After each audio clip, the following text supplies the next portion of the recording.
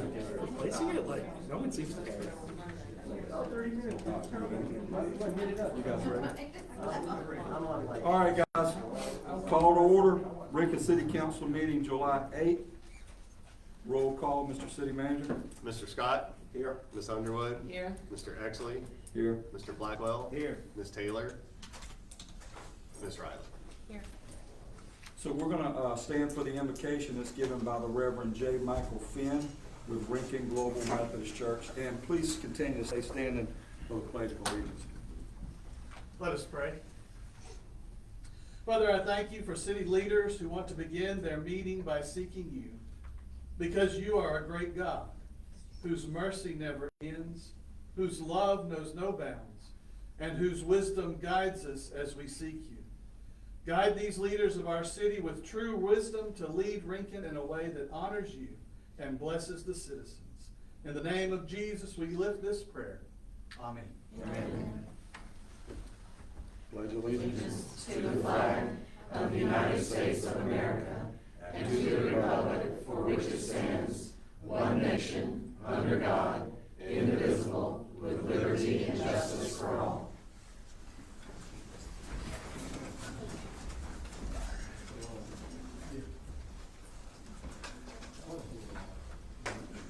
All right, guys, we'll start off tonight with get a motion to approve tonight's agenda. So moved. Second. I got a motion by Ms. Underwood, second by Mr. Blackwell. All in favor say aye. Aye. Opposed? Motion passes. We also have an approval of the minutes from the 24th. Has anybody have any questions on that? Did we look through it? Have anything? Motion's in order. Motion to approve. Second. Got a motion by Mr. Scott, second by Ms. Underwood. All in favor say aye. Aye. Opposed? So we'll start off talking about public comments. Tonight, guys, you know, public comments shall pertain to agenda items only. Should you wish to appear before council, forms can be found at Rankin City Hall. So just make sure that if you want to speak, that it pertains, and then obviously we have a 5-minute time limit on that. So we'll move into the consent agenda. There's a motion, is there a motion in order to approve the consent agenda as presented? Motion to approve. Second. Motion by Ms. Riley, a second by Ms. Underwood to approve the consent agenda as written. All in favor say aye. Aye. Opposed? All right, we'll move into new business. Item number 1, Gary Kocher, request to appear before council. Come on up.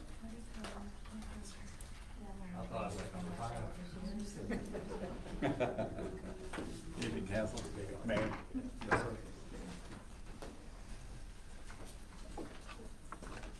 I come to, before y'all tonight is to talk about the termination of the volunteers.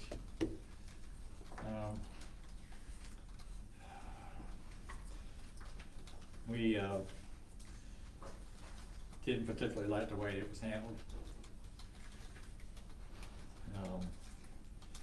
I would like to be able just to go through and tell you how all of this started and how all came on outline. Now, do y'all have a copy of the letters that were sent out? I've seen them. Yes, Ms. Riley. You got the letters? You got the first letter went out? In front of me, no, sir.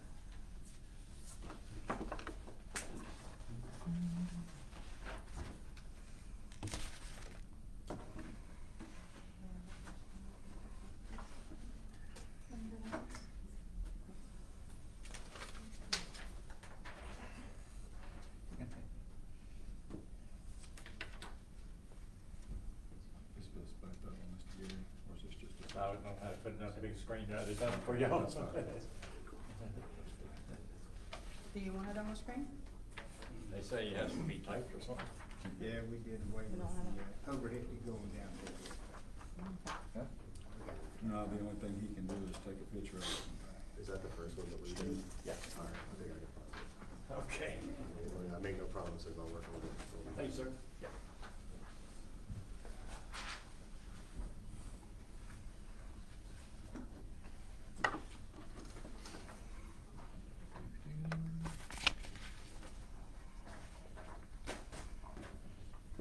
The first letter that was actually, it was drafted by the fire chief. And it says, quote, Lincoln Fire Department requests that all equipment be returned. The Lincoln Fire Department was given to issue by the city.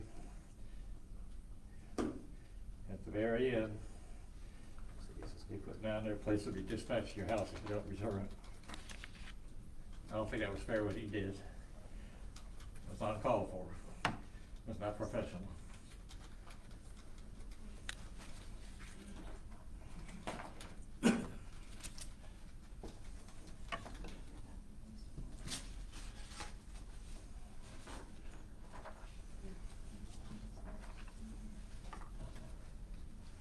So let's let me get into logistics here a little bit. I'm here for the fire department, but I'm not here for myself. I've been here the longest, 36 years. I've been 37 this month, but you see what happened and everything. We've given our lives for the people in the city of Lincoln. And I feel like that the way things happened, that it was very unfair how it happened. We actually got a certified letter in the mail saying your service is no longer needed. We thought that was a kick in the gut. Not to us, I mean us. Some of the people sitting out here used to be former firefighters here. But is it for the people that was here before us? 70 years of it. You had Raymond Smith, I believe I know him. You had Dave Bacon, he's no longer with us. You had Corey Ron, he's not with us. And the chief we have today, we feel like he's not representing us. So what it's saying,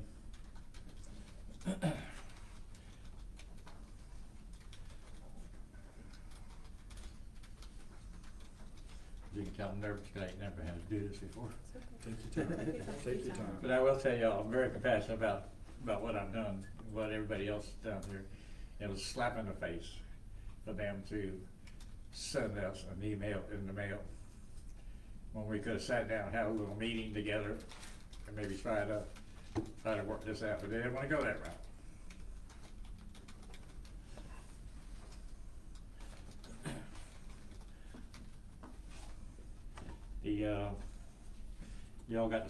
Y'all got the original letter that was sent out to us? Jonathan, can you pull that up too? Now, when you say original, are you talking about the one that actually went out? The certified. The one you revised. Yes, I will find that one.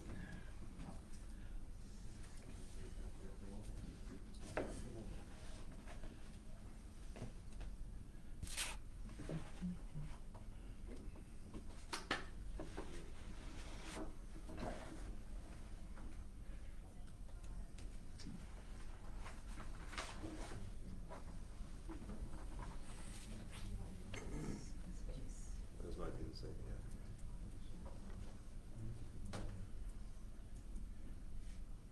What's the date? It's May 14th. May 14th. What would you have revised the bottom of it? Was that changed or was that kept? I think I may have revised most of the letter.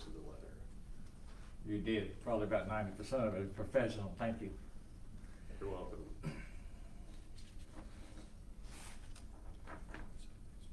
Now that y'all be able to read the letter, I'll just try to go through some of this stuff with y'all. This is the same letter.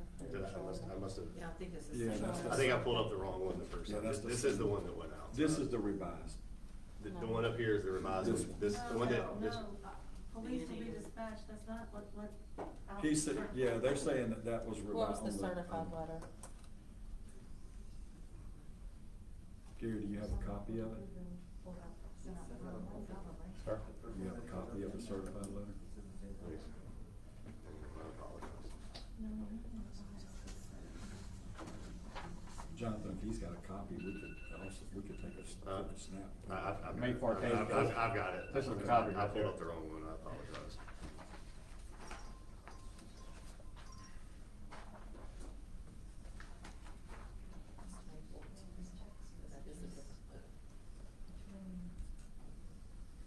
Yeah, this is right, this is the one that went out.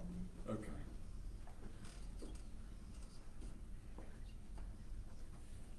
Yes, that's the right one. Okay. I've seen that. So this is a letter that we got certified coming in the mail. Okay. Mine was about 3 days late because they had the right address. So I had to go pick it up. And then this thing is talking about the future of the Lincoln Fire Department, city strategic plan, and a vision by the city manager and the fire chief. Ensuring economic growth, statistics, devices, as the community expands. We recognize we need to increase leadership paid staff due to declining. These day and age, volunteers are very hard to find. Very hard to find. I understand that. The thing I don't understand is why you getting rid of the 4 guys or 5 guys that we have. Nobody can give me that explanation. So let me see if I can help just a little bit. Just going back and looking at the fire department as a whole, the paid staff, the Yes, full-time ma'am. employees. Yes, ma'am. They answered 563 calls since the first of the year to May 24th. That's the dates that I pulled. Yes, ma'am, I understand. Of that, 6 of our volunteers responded to a call. 4 of those volunteers only responded to 1 call. Okay?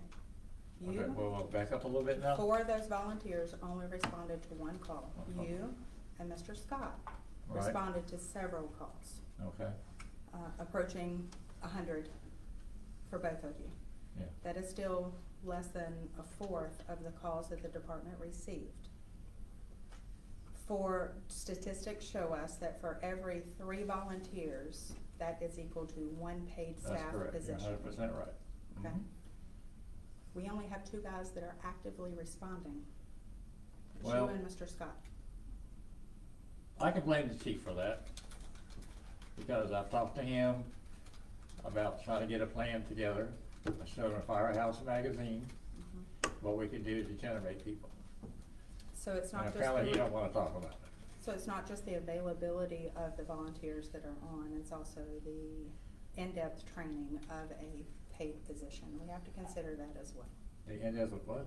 In-depth training I for understand. full-time positions. I don't mean by that, I'm certified, we're all certified to the state of Not in Georgia. not in the same capacity that a full-time firefighter would be. It don't matter, I'm still, for the state of Georgia, I am certified. I can do anything over there that they can do. You, sir, can, but we need 3 of you in order to equal that 1 person, whereas Okay, we can let train me ask 1 you this. person. We was good in 22 and we was running 500-600 calls. And now that you're not running those because we come back to the county, Say it again. you said, Help me again. I said, back in 22, during COVID, we had a county contract, $650,000 a year they paid us. Okay? To cover those calls, they would never been able to cover the calls without us.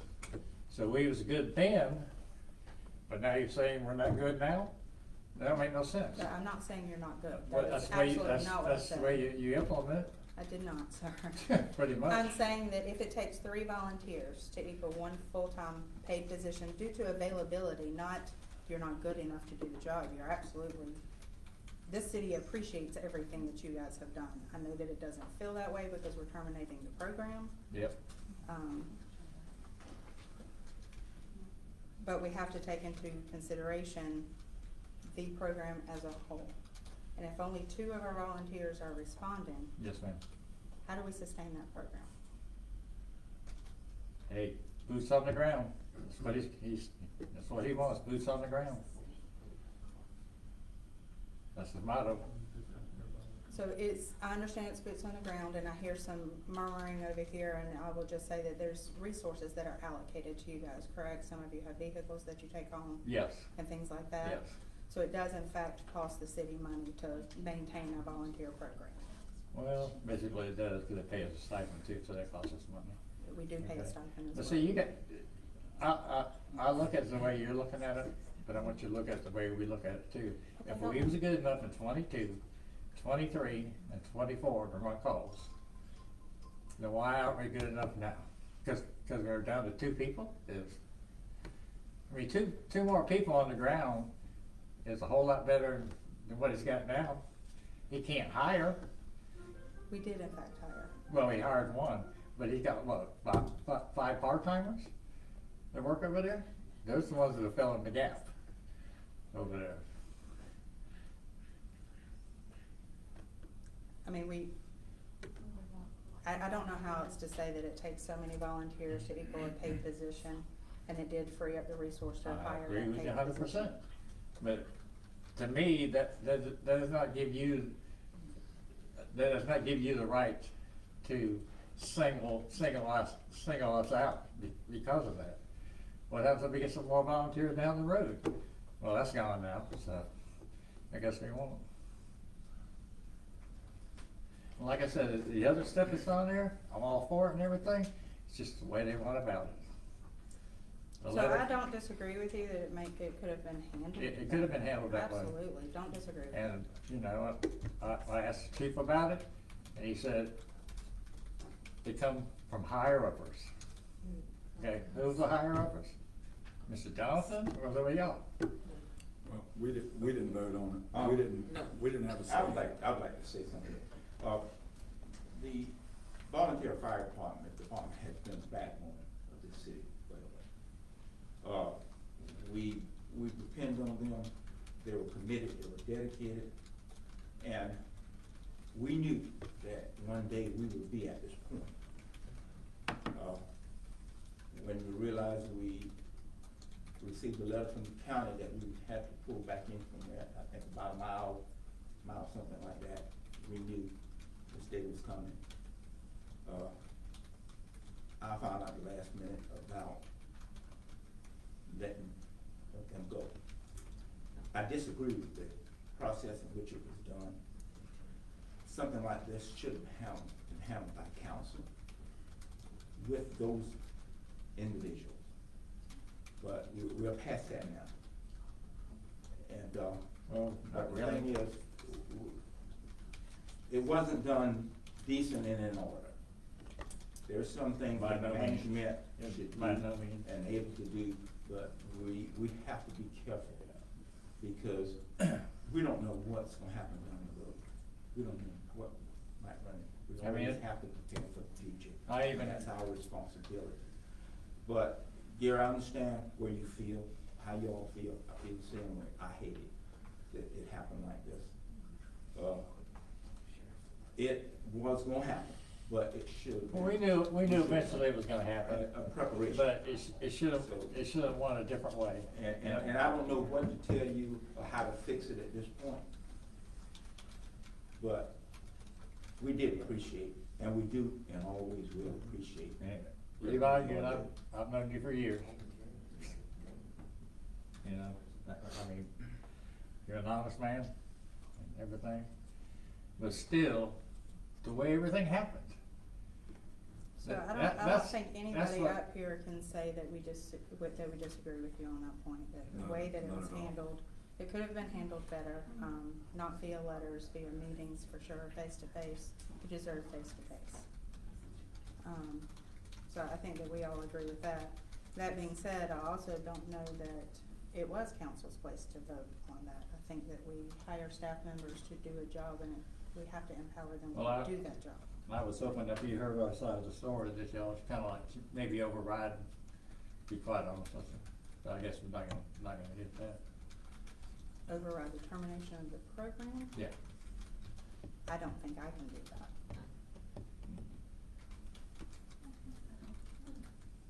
You know, we met, Michelle and I were at the GMA conference in Savannah, and there was a fireman's group there, and I was talking to them about this, and, he shared that is one of the biggest growing pains that a lot of municipalities are facing, because municipalities hit the time where it's time to do away with the volunteer program, and like Kevin said at the last meeting, we need to know, because when you say there's 563 calls and maybe 2 people have responded to 100, we need to know that we've got people to handle all 563 calls, when they can go, we just have to depend on, he said that's one of the biggest things happening across the state. He said it's not just happening in Rankin, Georgia. You know, and it's growing pains, like Kevin said last week. It's not that we don't appreciate everything y'all done in the past. We don't have a volunteer police department. I think you'll find that Cooler no longer has a volunteer program. You know, as you look as cities and municipalities grow, unfortunately, that's something that has to go. But actually, I don't mean no disrespect to you, but there is volunteer police officers in the state of Georgia. Really? Yes, ma'am. Not Rankin. Yes, ma'am. Not just Georgia, but everywhere. Scroll up. There I is. can email it to you later if you No, want. that's fine. I just wanted. Hey, may I say something? Yeah, just a second, and Mr. Geary and Scott, you can come up. I just want to relate back to the 100. Go ahead and come on up, Scott. Go ahead and come on up and state your name. If I could briefly interrupt, sorry, everybody, good evening. My name is Bobo Mullins here in the capacity of city attorney, and my understanding for this public comment section is you'll of course have the opportunity to finish your presentation, sir. And as a component of the public comment sections, other members of the public will certainly be invited to talk and can speak up to 5 minutes. But you can do so, sir, whenever y'all want to do it. I would just let him finish, and then you and others are welcome to come up. When you do that, if you could give your name and your address in the city, and all comments are welcome.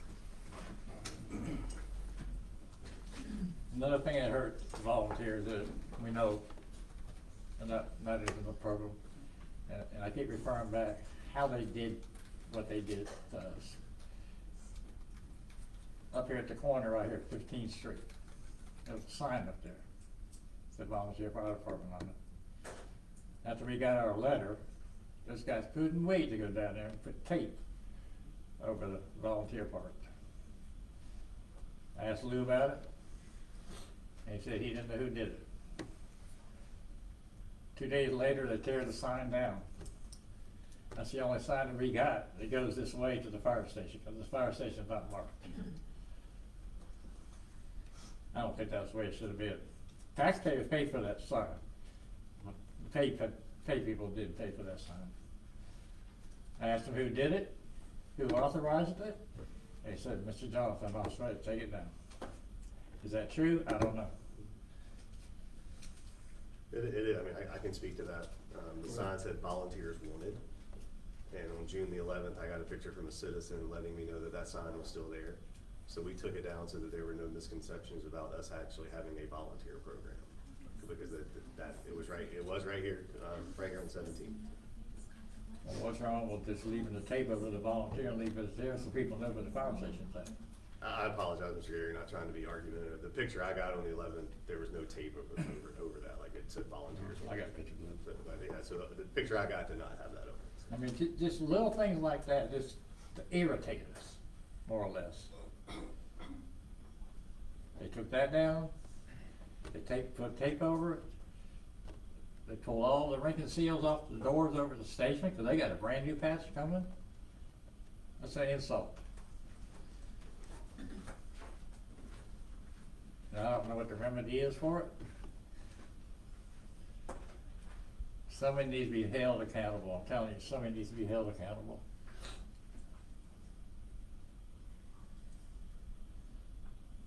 Floor's open.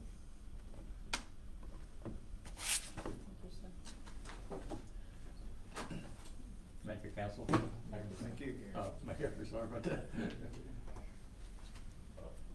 I'm Claudia Power, 101 Lauren Drive, Rankin, Georgia. First of all, when you were talking about a citizen 2 days afterwards, sending you a picture, how did citizens know 2 days after that the volunteer program was gone?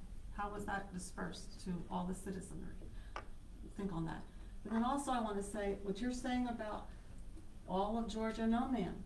76 companies within the state of Georgia still have both paid and volunteer, and they work well together. As a matter of fact, I think for ISO, volunteers do count towards the rating. So they're very much a part of it. Oh, I didn't say they weren't, I just said it was part of the growing pains in the state. You said that, okay. That was from, because I heard that comment as well, but that comment came from someone that she ran into at the. It was a fireman's group that. Okay, well, maybe he didn't research, but Okay. it's still doing well in the state of Georgia. Second of all, in that letter, it says that they're being let go because of the vision, the strategic plan, and because of some type of strain, interdepartmental strain going on in the fire department. So my husband's in a Freedom of Information Act, and the city of Rankin does not have a strategic plan. And also, there is no documentation of any type of interdepartmental strain or stress within the fire department. So if there really is that problem, shouldn't the chief have documented it? If you're gonna put it in a letter saying you're no longer, this program's no longer valid, shouldn't what you put in that letter be true and honest? Then also, it says, going down here, that this whole thing infers like the volunteer program is an obstacle to the community's growth, the fire department's growth, the professionalism, the education, all of that. Volunteers have no responsibility for any of that. That falls on all of you, the budget, the town manager, human resources, that has nothing to do with the volunteers. And as far as budget, are you kidding me? He gets new bunker gear, every 5 years? A stipend of maybe, $2,000 at the end of the year, times 6, $12,000. That's really gonna make a dent for you getting paid? And that's another thing, as far as hiring, having volunteers has nothing to do with you hiring a position for a paid firefighter. Those positions are open. You can hire them if you have the money, if you have the will, if you wanna do it, you can. The volunteers aren't stopping any of that. So not only did you close the program the wrong way, the process, as you stated, was completely disrespectful, illegitimate by what you put in the letter, and then you try and make them feel like they're the community that they've served forever, that they're the obstacle for the growth. I mean, you all should be ashamed. I don't want to hear that you didn't have anything to do with it. You represent this city. You knew what was going on because he let you know that the letter was going to go out. You didn't say anything. You went along with it. And I want to know why. I want to know what started this. And not that story you said about statistics. Because volunteers are added value. Now, if you have a chief that doesn't want to train, that doesn't want to do leadership, that doesn't want to take control of and make a unit out of them, volunteer and paid, and he can't handle doing that, don't blame the volunteers because of that. That's not their fault. I'm very disappointed. Extremely disappointed. I didn't get your name. Claudia Kocher. Claudia. Spell your last name, please. Kocher, wife of Gary, Kocher. So I think you all need to go back, rethink some stuff, show a little character, some integrity, and do the right thing. If you can't have the program, then you figure out some other way where they can still serve. What you did is completely unacceptable. Thank you. Thank you, ma'am. If anybody else would like to come up, please do. Patrick Kirkland, 414 Willow Pig Way. I just kind of want to, I agree with everything so far that's been said, in that, you know, you guys kind of agree that that process should have been handled a little bit differently. But I do want to ask a question that's very near and dear to me. When there's a fire call and there's a truck out on a fire call and another call comes in, who's at the fire department to take that call? I can tell you, the volunteers are. Because my niece was in an accident, truck was out on a fire call. Sorry. Take your time. Those volunteers are there, and they were at that accident within 2 minutes. 2 minutes. Those volunteers they put their heart and their soul into it.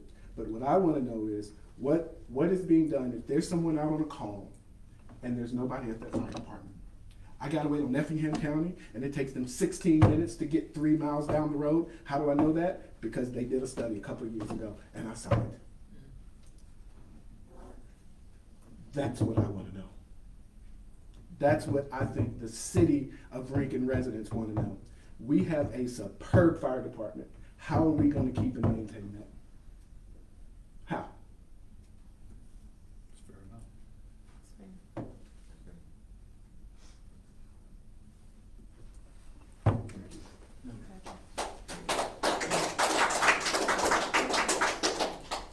Scott Brooks, 110 Winslow Drive.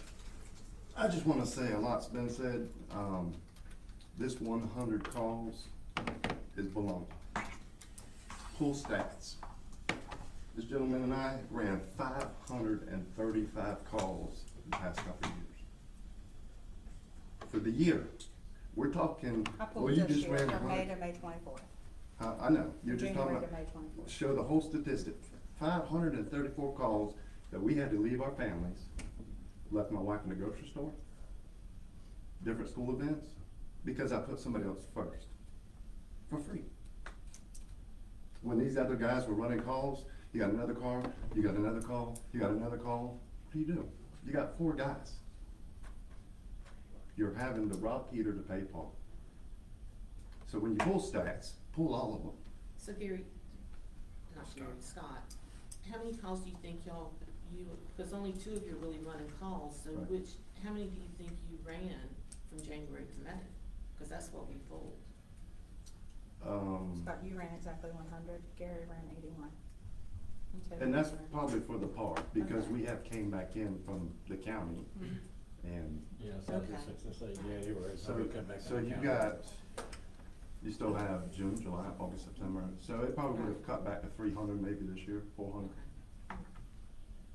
But that's the thing, you know, we were done wrong.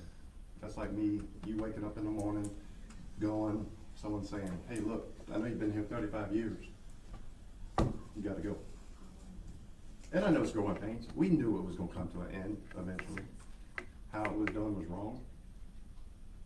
But let's show statistics, because that made us look bad. 100 calls, well, you just ran 100 calls.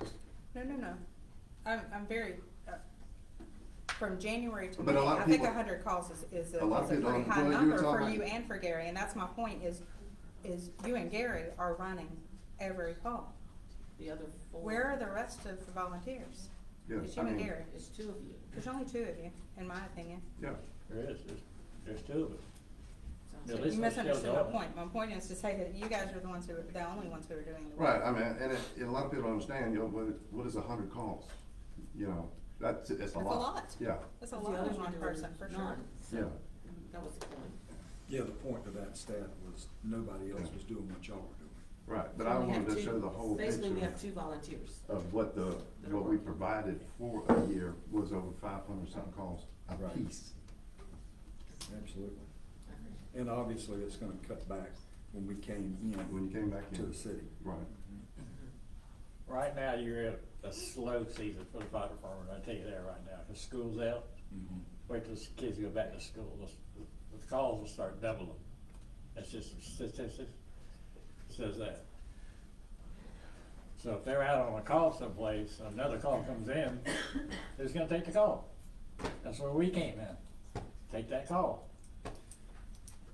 During COVID, we run 18, 19 calls a day during COVID. They appreciated us then, but now they don't appreciate it because come out to the city. And before I forget, there is an alternative to this. I think it would make everybody happy on both sides. Would be to, what was that word again? Career, not career. Oh, Lifetime. Let us be lifetime members. Let us go back to what we was doing from the get-go. And then let us run calls. Give us our pickup trucks back, let us do what we did, and then let us decide when we wanna retire. Alternative for y'all. But if that happens, the chief's gonna have to work with the volunteers. Not be one-sided for the paid side. So I'm gonna ask a question, and Yes, I mean ma'am. no disrespect by this question. It's an honest, I don't know the answer, and it may be the chief that has to answer this question. He's behind you. He's right behind you. So your proposal is to allow you guys to be lifetime members. Let you continue to run calls until you're ready to retire. Correct. How does that work in a paid employee position? Are we allowed to stay on the force and run calls? I'm asking, I don't know, until we are ready to retire from the fire department. What are the guidelines for maintaining your rating with the fire department before you are asked to retire or need to retire? Do you ever do that? And now with the new study, now with the new programs that are coming out in January, there will be physicals every year given to the firefighters. Those have to be done every year. That way they have to pass pulmonary function exams. They have to go through the NFPA 1500 medical. And for our knowledge, Very strict. just to consider your proposal, would you guys be willing to do that? Do the physicals and. Do the And physicals training. every year? Okay. So if you're asking us to make you a lifetime member of the volunteer fire department, I think it's fair that we ask what is lifetime? Let me talk to you about NFPA. NFPA is a guideline. It's not something you have to do. NFPA is a guideline. Just like the NFPA says, the house across the street catches on fire, there should be 4 trucks coming out of that station. 4 people on each truck. Yeah. Is there? Yeah, 4 people. There's 2 on one truck, 2 on another. Gives you a total of 4. OSHA says, let me finish. OSHA says that you got to have 4 people on the first truck that leaves the station. For the simple reason is, when those guys get there, they go to fight fire, you have 2 people in, you got to have 2 people standing outside in case they get trapped. Now, if a life is, in danger, they can go ahead and go in. But for them just to pull up and everybody's out of the house, blah, blah, blah, and it's blazing, those 2 guys really, by OSHA standards, are not allowed to go up in there unless they got 2 backups. If something happens to those 2 guys, it's gonna be on y'all's head. The same. Mayor, I would like to make a recommendation that, we take item 1 here and have a discussion with council and staff on consideration. Can we make it a workshop, Mr. Levi? That's literally what I was getting ready to come up and ask, is if we There's could so many workshop this, questions. come up with And so some much I don't see ideas. where that's a problem, make it a workshop. Yeah, I think that would be If wonderful. we have a discussion, it's open to the public. Yeah, it needs to be open. Okay. That's my recommendation. I don't know how any of this went down, but was that first letter sent out? The one? No. It was not. Sorry. Hey, what's your name? State your name. Matt. Can you give your Yeah, address, yeah. sir? I don't wanna give my address. Well, It is it's required. It's Fourth Amendment right, I don't have to give my address. All I wanna do is say this, is that I think that these gentlemen were hurt by the way it went down. So what I'd like to do, if I could, you guys are both like 35 years, right, Anthony Cole? I'd like to give you some Franklin gift cards so that you guys can maybe go out and have dinner with your wives and celebrate the time that you spent volunteering. So come on up.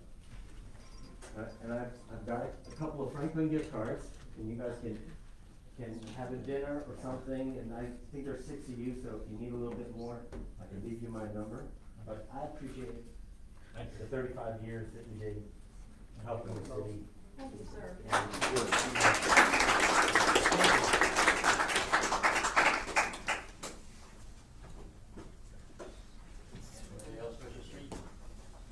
Is there anyone else for public comment? Come on, Mike. Don Davis, 301 Woodbury Lane.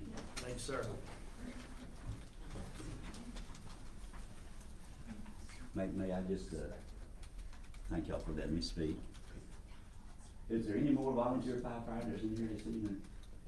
Than just you two? Yeah, the other one, his wife coming in an airplane late, and the other guy had to work. I just want to say to both of you, thank you so much for what you do. If I hadn't, I think I'd give you something. Couple of things here that's on my heart this evening. The way that it was handled, it's been discussed quite a bit. Mr. Lynn, I think that was very, very unprofessional on your part to handle it that way. Although that's happened before with some other employees, I know. I've been into a lot of city council meetings and a lot of people that stood right here where I'm standing now, and they too, their business was handled that way through a letter, certified letter, saying you're gone.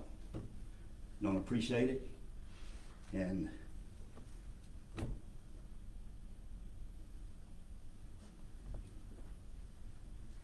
I would hope that council, as well as you, could learn something from this about the feelings of people that work for you, and especially people that's worked for you for 35 years or more. It's just ridiculous. You're supposed to be a professional man, handling things. You were hired here to handle things in a professional way. And there's one thing after another since you've been here that's been that way. I'm not going to go through the list, but I can. Are we turning off the feed? No, absolutely. Go right ahead. Okay. Absolutely not. No. Reaching for something right there. Mr. Exley. Yes.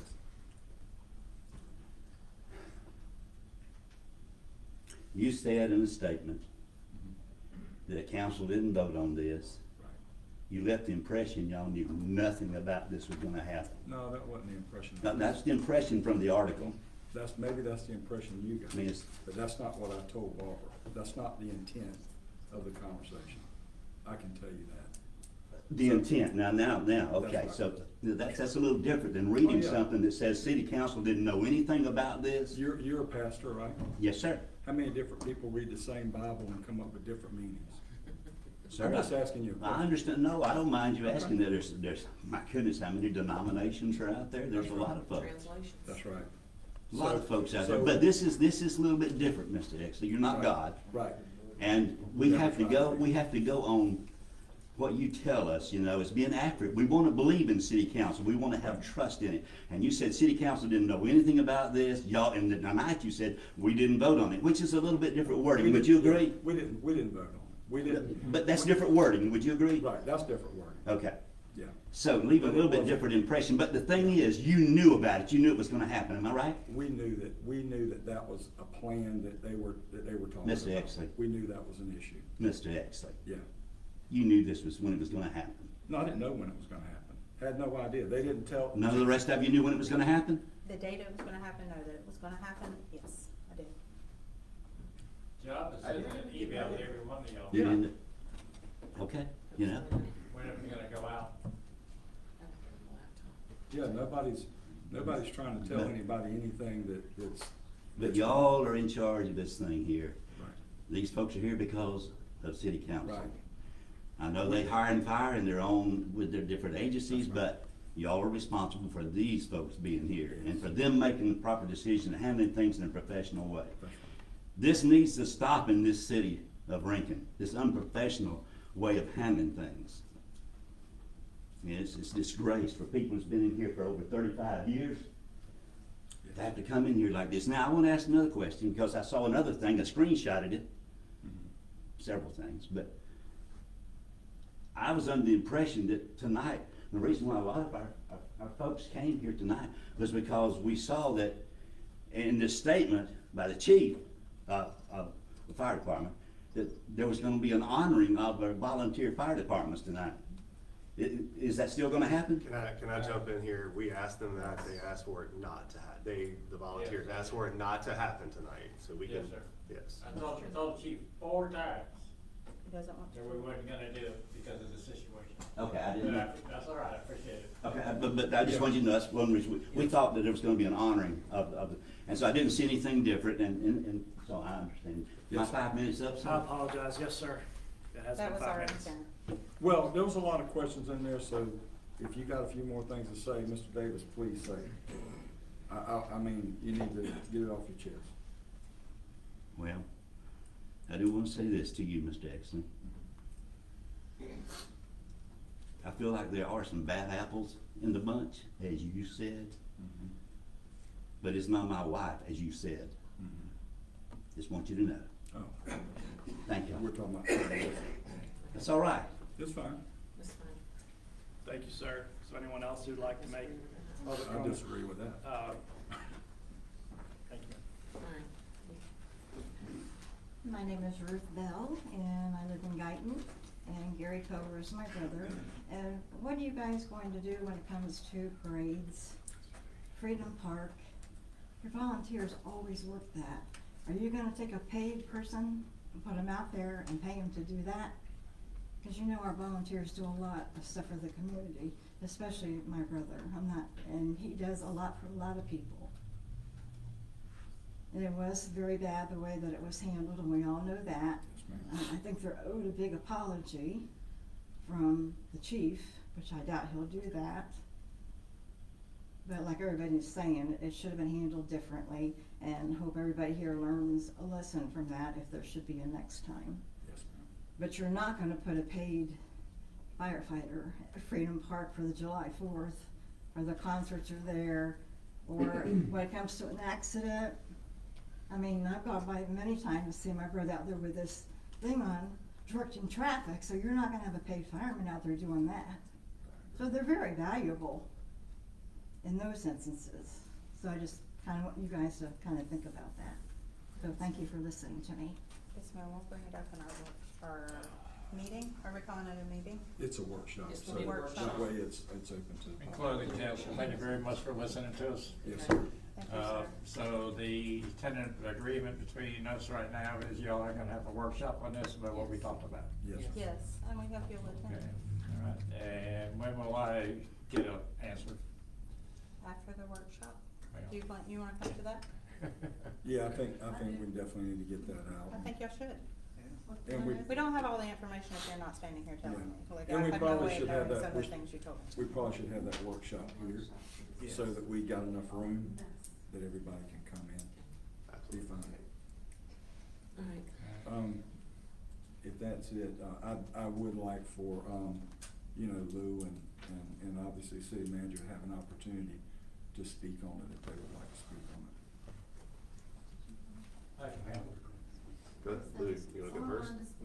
Someone didn't get a chance to speak. Can he speak before they do? Sure. Oh, absolutely, absolutely. Evening. Good evening. My name's Gordon Hodges, 182 Real Roseburg, Bloomingdale. Last name, sir? Hodges. Hodges. Yes, sir. Just to kind of reiterate what Gary said, guys, we come in here, day in and day out and train hard, to be the best that we can be, not only for us, but for our community. And just really didn't expect to be treated, and I hate to sound, like you're beating a dead horse, but it didn't go down like I think it should have done. We all agree with that. Yes, ma'am. And knowledge from Mr. Kohler, 35 years of service, more than 35 years of service, 15 years of service myself and countless others. As you know, years ago, 20, 25 years ago, I mean, we had 35, 40 volunteers, you know, that would come in and work as hard as they could work. This was just a lot out of line, you know, I just wanted to say my piece. Yes, sir. Right. Thank you guys for what you do. Yes, sir. Thank Thank you. you. And what was your first name again? I'm sorry. Harvey. Thank you. Harvey Hodges. Thank you. Thank you. Thanks, Adam.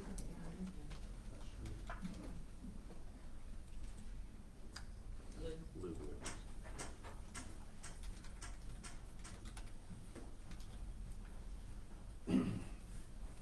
I had apologized to Gary and Scott in the morning in my office when we had the conversation for the way that it was done. No, you didn't, Jonathan did.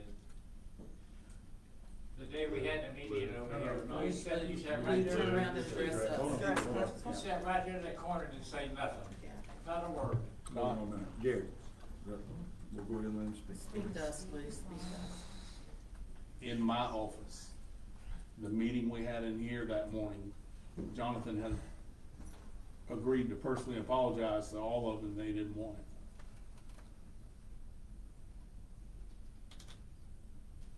But in my office, the Friday morning that I got back from graduation, I did apologize to Scott and Gary for the way that it went down. Now, whether it was heartfelt or taken, I don't know. They were mad, they were upset, and they were hurt. But if you'd like me to publicly apologize, I will publicly apologize to you now. At this point, Chief, I will hear nothing out of your mouth, thank you. Okay. You did us wrong and you know it. When will the next workshop be, Matt? You can say anything, Jonathan? We'll have to set it up. When's the next workshop? But before I get started, yes, I will get with city council to come up with a date they're available for a workshop, and then we will send it out. It'll be a public meeting. Anybody that wishes to attend, good, bad, Be on the indifferent, website, can be here. And we can put it in the app. We'll live stream it on Facebook too. It is a workshop. And they're right, I have actually had 2 separate meetings, following this incident with the volunteers. And letting them know first, yes, public apology. The way it was handled, absolutely, could have been handled completely different.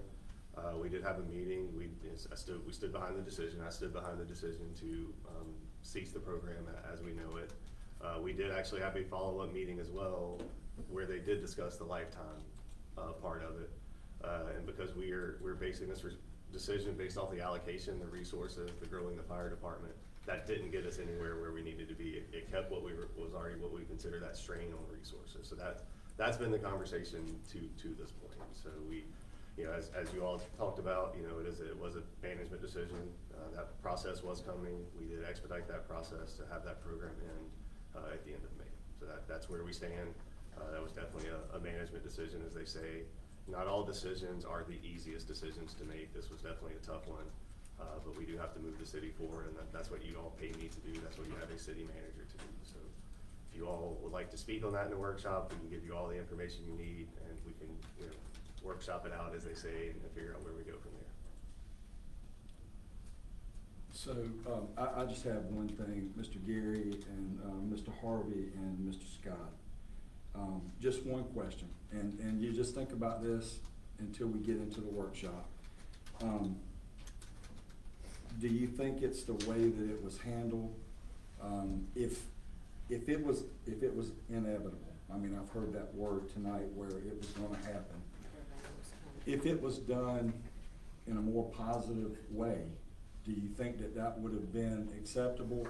Or do you guys feel like you would have felt the same hurt?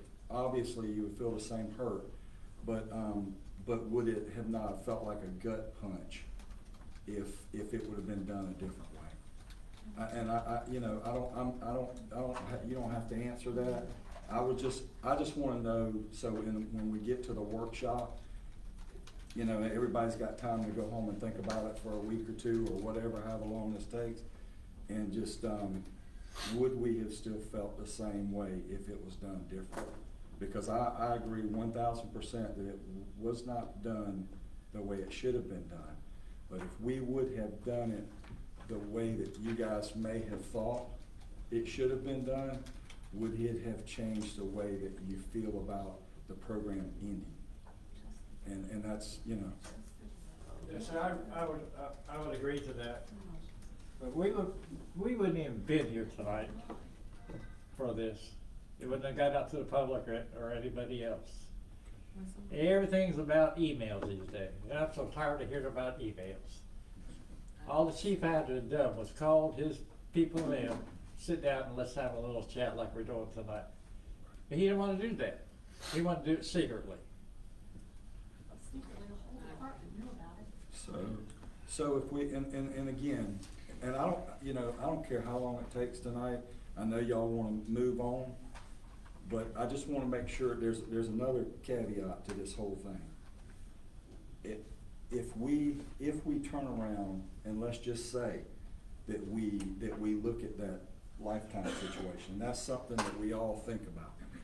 How does the relationship mend between you guys and the chief to be able to work together? Because that's another piece to this whole thing, that if you were to spin this all the way around and say, if we were to say tonight, you know, hey, we feel like, Jonathan, you should do this, and, you know, and Jonathan says, okay, let's move forward, and we did that, how would that relationship be between you guys and the chief? Because I know it's been made tough.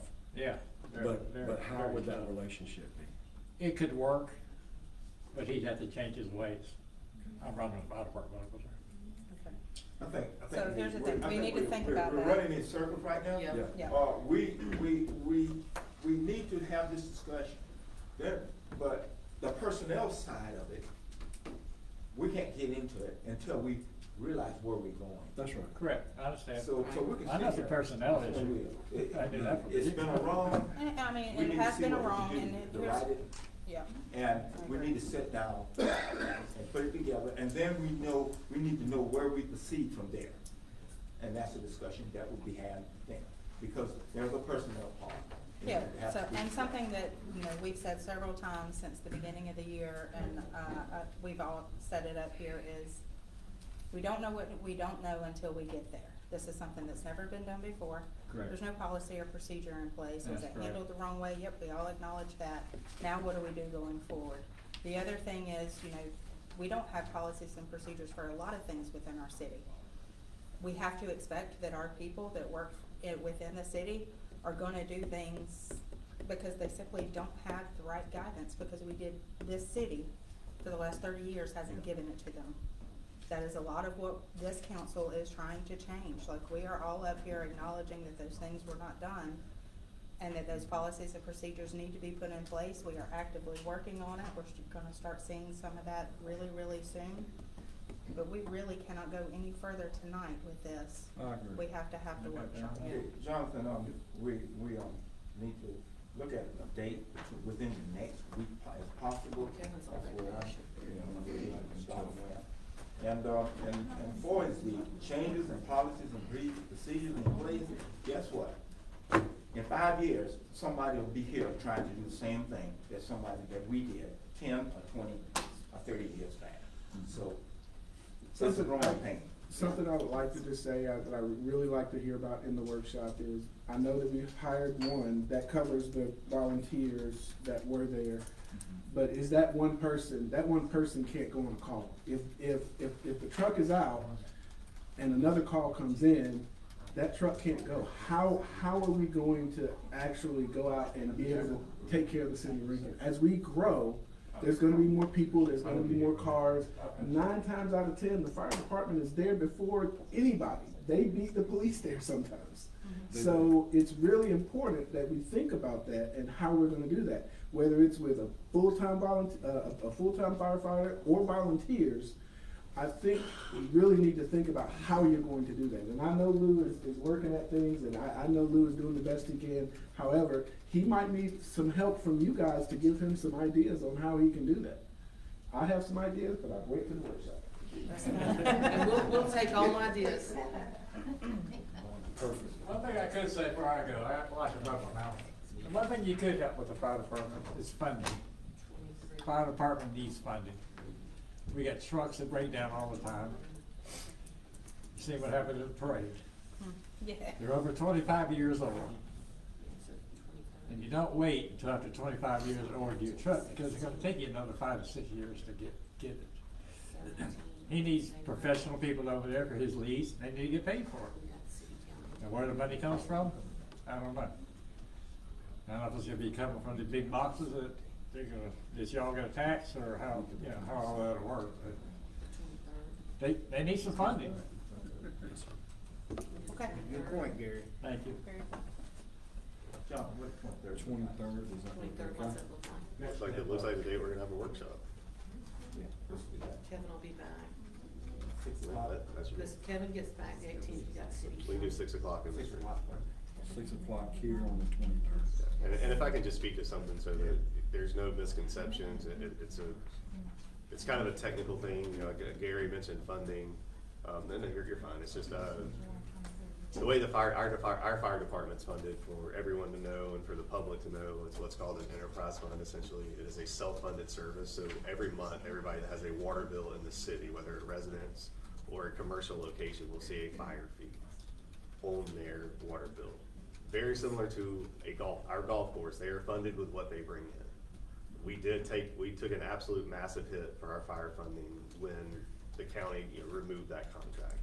I will commend Lou, we did not lose any paid staff during that time. We are still trying to find ways to do that, which is why that resource conversation is very critical at this time, because we also don't want to overtax our citizens. We just went up on those fire fees at a minimal amount, and it probably brought us to where we should have been several years ago. But that's the reason right now why funding is such an important issue, especially for the fire department, because the way municipal finance works, you do not want to mingle the general fund and your enterprise funds. You do not need to stand up your enterprise funds with your general fund.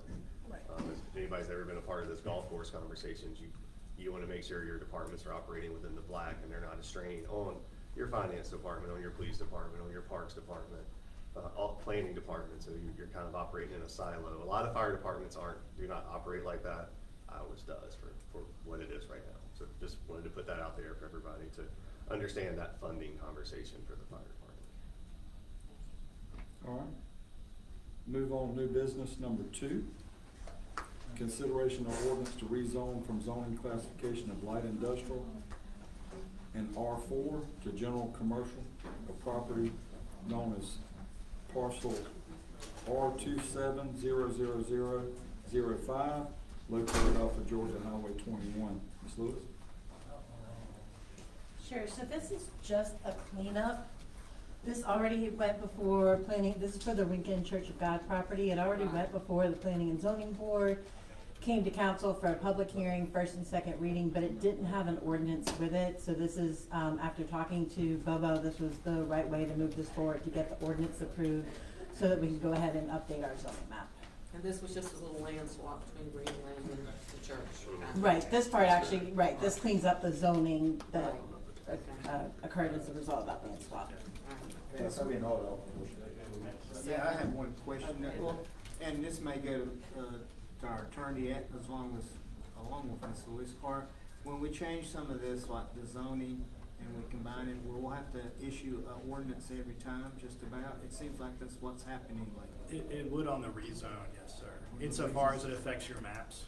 Okay. Yes, sir. Every time it affects your I just maps. wanna make that clarified, so, in the future, we could have that all rolled into one, and the second reading. Yes. We could have the ordinance ready and go from there. So technically, that's right. You should have, anytime you're rezoning, you should have the map amendment and the ordinance to go with it every time. That should just, we need to do. And you've already approved it, I'm just. Right, over the okay, top. I just wanted to get Yes, that sir. clarified. Mr. Scott, I believe you have a motion? Mr. Scott's got a motion. Mr. Blackwell has a second. All in favor say aye. Aye. Aye. Opposed? Thank you. Thank you, Ms. Lewis. Request approval of amendment number 3 of the Effingham County inmate labor agreement. Mr. City Manager, you want to speak to that? Yes, sir, this is just, it's an amendment to our existing agreement with Effingham County. Part of our service delivery strategy is, obviously they deal with the jail, so we're able to get them to provide us what we call a bulky, for lack of a better term. As a contract crew, these are the ones you see out on the sidewalks that ride around with a correctional officer to get various projects done in the city. We typically pay the portion of that correctional officer salary because they are dedicated to us Monday through Friday during the regular working hours. The salary has increased, so this is why it's an increase of 15%, or not 15%, 15% is our credit.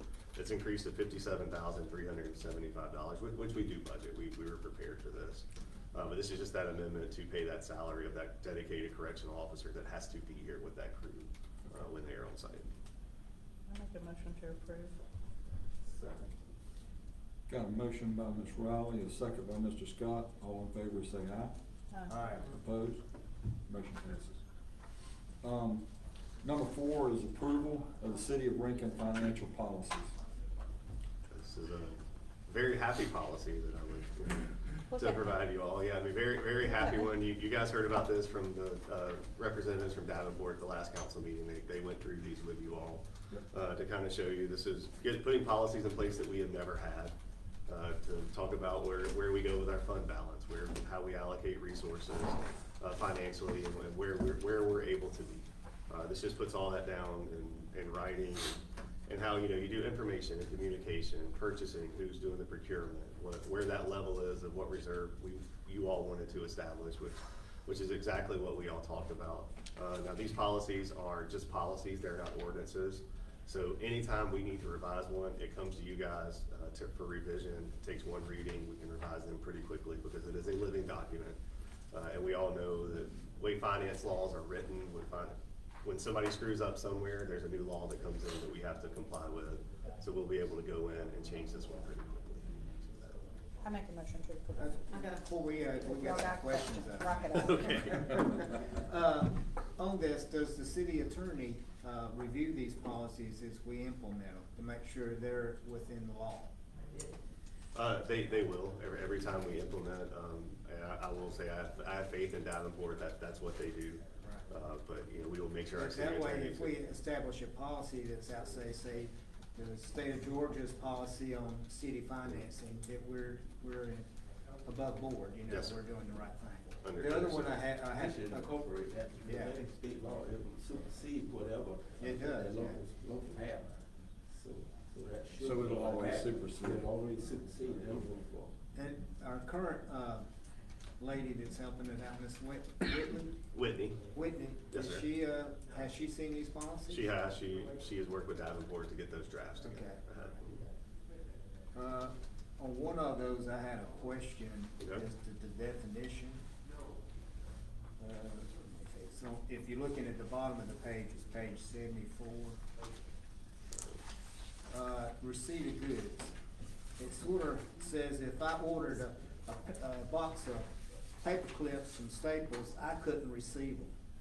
Is the way I'm reading that statement, where it's a receipt of goods. If you order them, you're not supposed to You should receive. not, you shouldn't receive them. You should never receive, and That's the two way, I separate wanna make sure departments. that's what it's saying. It is, and that's put in place for larger agencies where we want to go. Where Mr. Blackwell, if you ordered a computer, it needs to go to your IT department or something like that. Correct, or yeah, cause they that gonna way- have to do some stuff to it before I even get it. Well, and that way, it you can't- removes a potential misappropriation. Correct. should There should something always be happen. two That's people touching correct. something. Yes. It's a dual control. The person that orders it can't That's receive right. it. Yep. A lot of companies don't deal with material management tax system, where everything comes in and recorded and data and put into the computer system that shows that it comes in on one form. The last one was on the last page, it said pool cash fund. Can you explain that to me in more layman's term instead of an accounting term, or can you? I'm just asking. I will do that, and I will probably mess it up, but I think I can give you a 30,000-foot view of that. That's, your investment. We have a big money market account with the Right. city. That's where we pool all of our cash that we don't need so that it can sit in an investment account. and start accruing interest where, you know, there are certain ways that we are allowed to accrue interest. So that would be your pooled cash account. So if we, for example, we just got a monthly lost allocation check. Well, we put in that pool cash account until we Gotcha. need to transfer it into other expenses. It's a temporary account until we, allocate it, I guess. Yes, is sir. what you're saying. That's right, that's exactly right. Unallocated funds that we can Right, go okay, I invest. got you now, all right. My questions. Sorry, Bunny. I got you, Ben. Absolutely. First thing is I know there's, things in there about, controls and activities. Where is the in-depth policies for personnel that handle cash? Because, you know, we wanna make sure those are in place. So that's two the- separate That's deals. two separate. That'll be That's the a different SOPs. policy. That would be the SOPs for That's the finance. SOPs. Yeah. That's- That we're working yeah, on I knew that was now, coming. and Yes. we'll have by August first. August. In August. End of August, In yeah. August, it gets Okay. very vague. Yeah. We would like to see Somewhere in those. August. And then the other thing is there another document where we will have a broader description of what our reserve fund will look like and how we replace it, should we have to go into it for any reason? Yes, ma'am. Right now, you just have the broad, hey, here's where you should be with your fund balance, and if you go over, you should make sure you spend it. We will actually have an individual policy on that's what I'm supposed to do. That's what I picked up on the other day. Myself and a finance director would say, okay, if we get below this amount, here's how we bring it back up, and here's the timeline for us getting it back to that 75%, threshold. Okay. So that will actually be a separate standalone. Which was the 8 million to the 5 million Sounds about right, yes, sir. versus the 3 million that we should. Yes, Yeah. and so to bring that up so that everyone knows, but we may be able to add it to a workshop to determine how you all want to expend the excess funds that are above that threshold that we have now, for fund balance, because we will need guidance from you all on how you would like to spend that. That is part of the policy. That is not something that staff can go just decide, hey, we want to spend. That needs to be directed from you all. That's the reserve fund. That is correct. The fund balance. That's for emergencies. And it does have several names. It's unobligated fund balance, reserve balance, rainy day fund. That's all the same thing when you hear about that term. But we will set a broader policy. Yes, ma'am. John, outside of this, how are we doing asset management? Getting better. For a long time, we did not have anything really in place for asset management. We started doing that from we're managing all the phones through Apple Business Manager. We're managing all the devices through Dell that we get. So we're able to start tracking these, and the police department is now working on Physical assets. being able to have a Yeah. replacement policy. And in this policy, now that you say that, there is a requirement for a capital improvement plan. Right. That plan can go a long way if it's done correctly to managing those assets, where you have a 7-year vehicle replacement schedule. You Yes. build all that out, which we have not done a great job doing, but we are moving. But in that's on the direction now. list of one of the things we're about to move into. That is correct, We talked yes, about ma'am. that not too long That is ago. That's what I'm saying, I see where this was started off. This is the What- kickoff, What I we think, have in yeah. the rear that we hadn't applied, or won't Right. apply. And a lot of that over time has been lack of applicable staffing to be able to do that, where we've been able to just kind of maintain, and as we talked about, we are so far past that now. Yeah. We need to do better than just maintaining. Yes. Yeah, cause I'd like to know, what we have in each department, physical assets in each And we department. should be able to give our citizens a list of, this is all the things that That's the That's city what I'm owns. saying, even to get caught up, we should, the department head should be able to start working on it to kind of get it where we need to. Yeah, like you said, the capital comes with that. That's correct. If we have that, then we can look at age, we can look at all those things, and then we can Right. start. We start Appreciation. developing a plan against that depreciation Yeah, plan, exactly. Right. And you're absolutely able to start prioritizing, say, for example, police department needs 7 new laptops next year. Okay, well then what about the year after that? Are you replacing the other 8? We start Right. moving in that direction, so it's not a massive hit on the budget, nor is it an expense that we need to go get out of our rainy day fund. If we're Right. able to We manage know it about it, we can appropriately. budget for it. Right. That's right. Just like we're doing now. Yep. Right. For the first time, road inventory, That is correct. Exactly. That's exactly right. Yes, ma'am. for the first time ever. Okay, I make a motion to approve. I got a motion by Ms. Riley, I got a second by Mr. Scott. All in favor say aye. Aye. Opposed? Motion passes. I can't wait for the next one. I'm not making this motion. I'm gonna, Well, I'm waiting. You know what, This I'll is- make it. I don't- No, hold on, let me, Let's discuss I it. didn't talk about I it don't think first. it's We a didn't talk motion. about I didn't talk about it first. Yeah. All right. I'll make it. I don't have a problem with it. at all. So, Mr. Mayor, would you want me, you're good with me just going ahead and jumping in? I feel like Oh, this is my absolutely. fault. Okay, all right. Absolutely. So, Christmas in July, I guess is what we can call this one. So we, as you all know, we have been kind of spinning around, at least for the couple of years that I've been here, about replacing all of our holiday decorations to become a more welcoming, vibrant, city at Christmas time during the holiday season. Stop a second, Nat, that every year Michelle's had $100,000 and never really spent it because we didn't know what to do or to. Right. Well, that's where we get to the funding conversation, yes, ma'am. So we, Good. you know, and I knew they were gonna be there, so Ms. Underwood and Ms. Taylor were able to visit with a few vendors at the GMA convention a few weeks ago to see what they could do, how they could work out things, and what we wanted. So what's before you tonight, you have two quotes. One, you all have Universal Concepts. You have been presented an updated quote from them that included all freight, everything, all discounts. The other one is from a company called Holiday Designs. One quote is for $82,084.20, and the updated one from Universal Concepts is for $88,147. Before I kind of give you what staff would recommend, please note that in the agenda item, you will see that the money is coming from our beautification line item. That amount was actually upped as a budget this year to $150,000.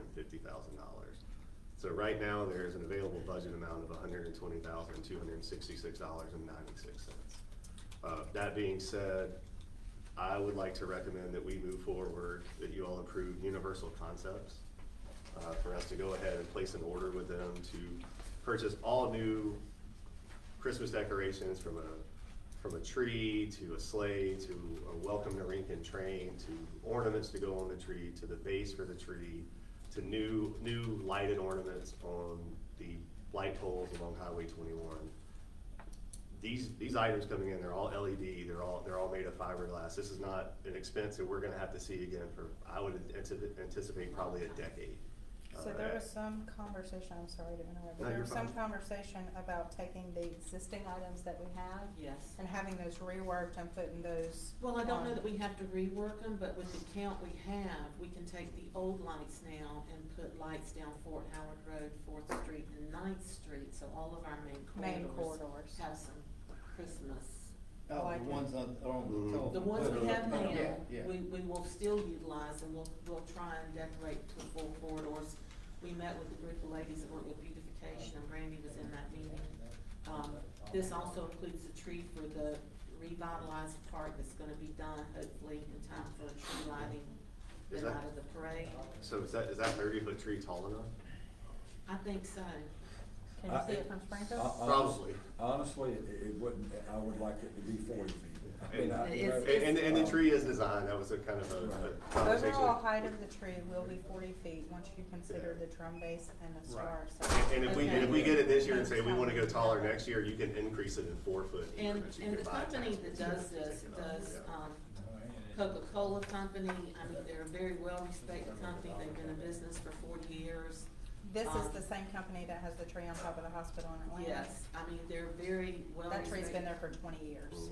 And they'll come in So and it's a show quality us. product. They'll also help with a plan for future things, so we coordinate if we have things in the future. You know, they're a very good company, so. Now, Okay. listening to y'all speak on this, I just have a question. I know, and probably, you guys are not aware of this, so I just want to put it all out there.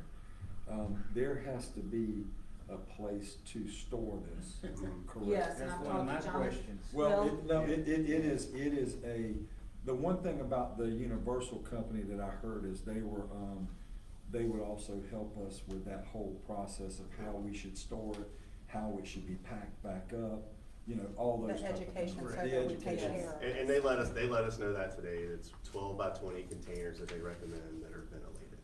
Yes. They didn't say anything about being air conditioning or. Because we're gonna just store them in a ventilated. building, they need to have roof ventilation, they Yeah. can't be in sealed hot containers all year, they'll Right. start. So we will find somewhere to put that. That's right. That's what we know. She said 10 by 20, she said, you really have to, with all this stuff, you need to number it and tag it to put it. And they'll show us how to take it down and how to Yeah. number that So, as we do that. that brings, that brings me to this. If the investment is there, I would rather see us, pay the difference in somebody to professionally put it up and be responsible for it with insurance than I would have our Oh, public hire works. someone to put the. Yes. And So, funny, when I since say we that, can hire like them every year to come install that tree and take it down. Yes. This year, I mean, obviously, they'll put it up this year. Yes. And we can You pay them to You come. need to double check that with her. And so we will. And that we could can do be through a bid process, whatever, but it needs to be a legitimate company that comes in and puts that up, that we can hold accountable, that if something gets broken, and They it's come done out, right. they fix it, something That's right. blows on the 15th That's of right. December, we need them to come out and look at it, they That's come. right.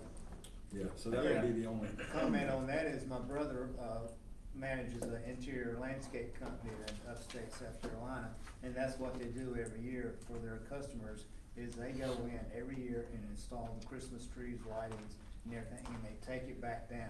And he does exactly what you were saying. Number Pack it, it up in pack an it. appropriate box, they store it in their warehouse, Yeah. there in Greenville, and They- they got it numbered, they got a system, so we need Well, something like that. this too. company is in Cummings, Georgia, she said we're so far away, it would be pricey for them to do it, but they would even come, which I don't think we want them to store it because that There are would be companies pricey. that do this for Gulfstream every year, there's They- local. So- But they'll come take it. There's some local, We just have, There's regional local. companies. that are we just local. have to. Just gotta Okay. find them. I make a motion to approve, I said I wasn't, but I am. You're You're so excited. Motion by Ms. Riley, a second by Ms. Underwood. All in favor say aye. Aye. Opposed? Motion passes. Well, yeah, we have to go through it now. Administrative reports, do we have anybody? No, sir, it's Any just, report? just you? me tonight. Can I ask you a couple questions before we? Absolutely, yes, sir.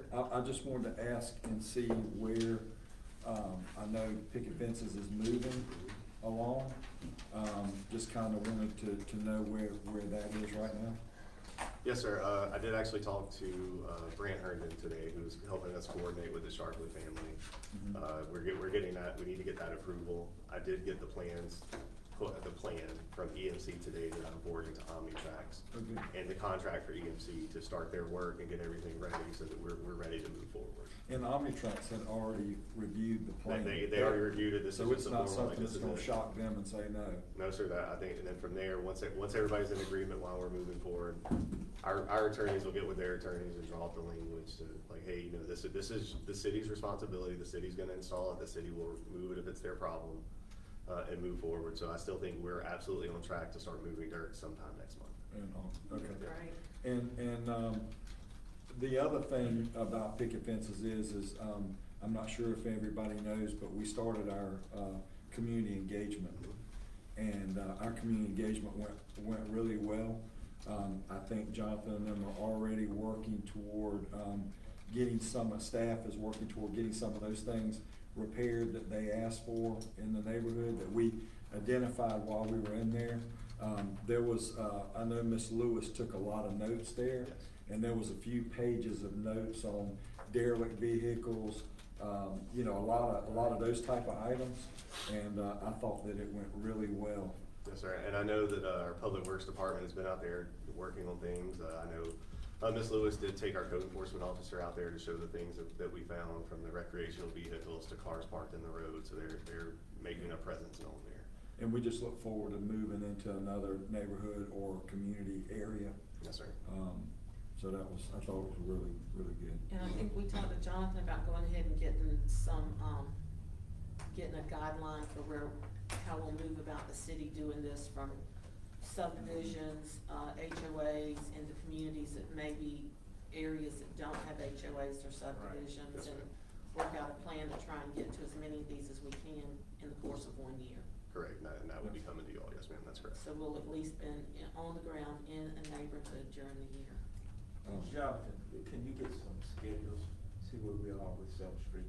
Yes, sir. It's deteriorating, that's all the thing about what's pressure. Seventh Street, You would have that. Yeah. if you don't mind, just a little bit. And Bobo actually has a quick update on Seventh Street. Just a quick, 3 years now, Ben?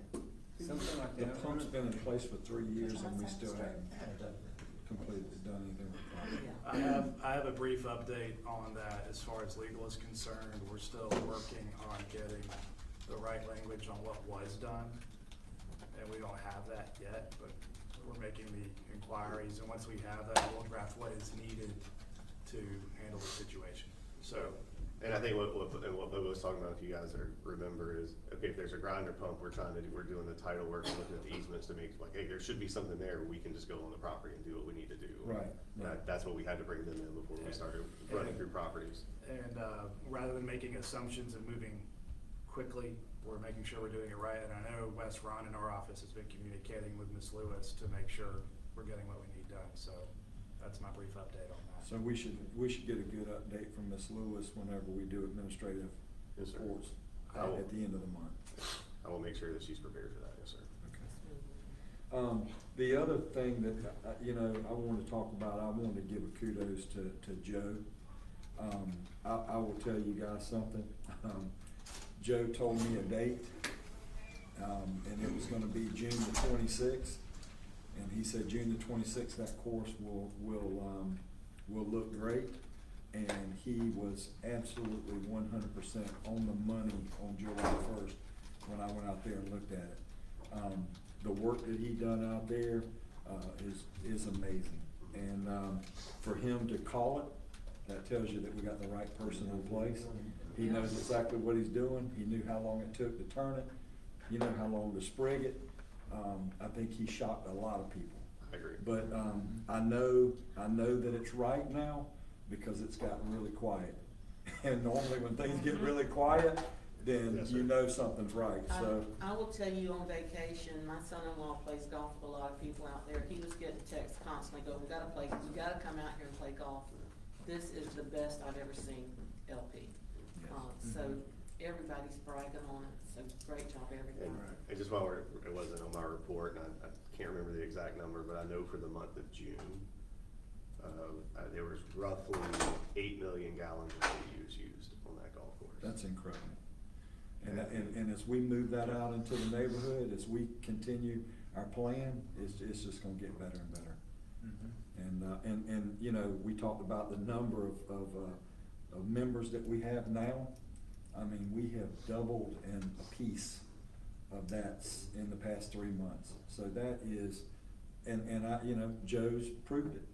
And I'm proud of him for what he's done out there. Can't say enough. That's all I got.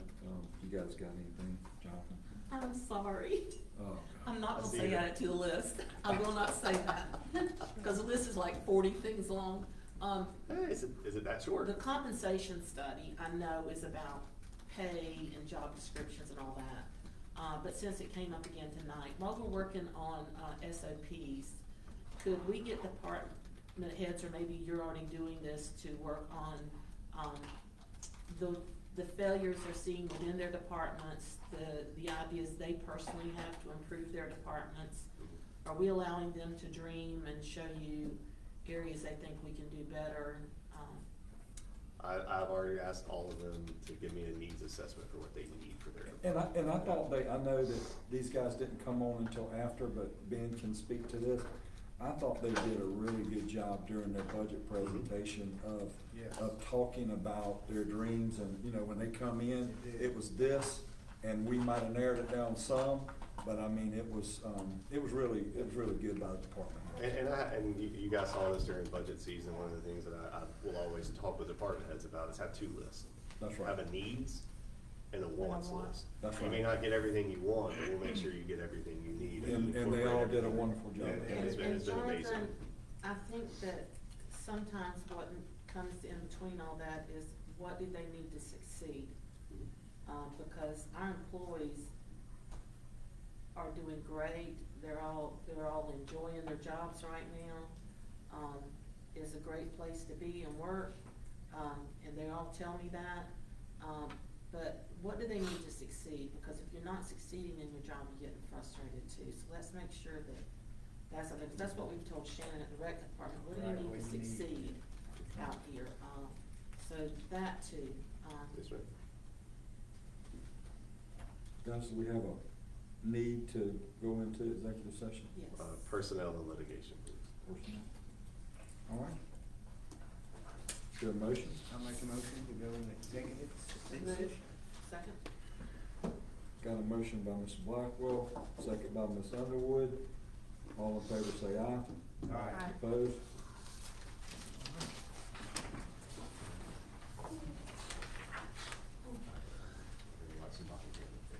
Did you guys pick, the 23rd, 6 o'clock for your workshop?